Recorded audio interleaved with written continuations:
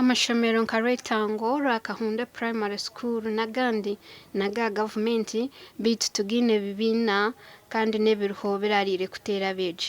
Abana batandikire kuturuka mu mashomero ago. Hayiba kushomera haba munonga no mucucu mutumara and ubwiro butwejo nisa kumara twakubente bwejo nisa kushoma classes zaba zikozirege kikaretera nkora ukongera ha mutindo bwo bwegese.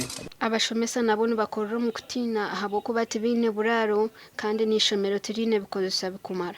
Mukuru w'entebe ya katano n'umuhandiki w'ebibwegeso mu kanso yisinjiro batayayira amashomero aga. Tukozere needs assessment twaronda amashomero aga rukubi abo kugira ngo amashomero aga turatayayira turebe mu budget yitu haturyo mu budgeting process turebe amashomero aga turaheze first priorities mega.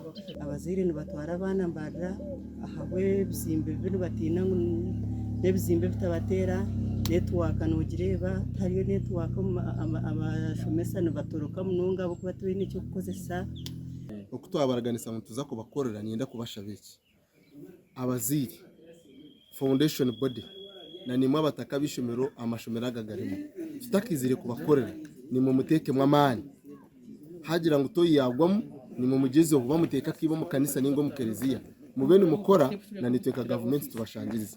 Mukuru w'entebe ya katano araganise ngo amashomero agangije kuraraga yombekwa kurabira mu Dr Deep na SFG.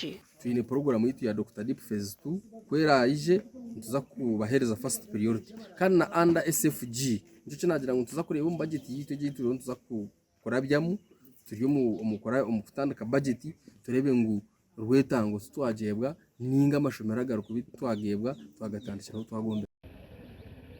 Ndrusi n'wamanyi sinjiro.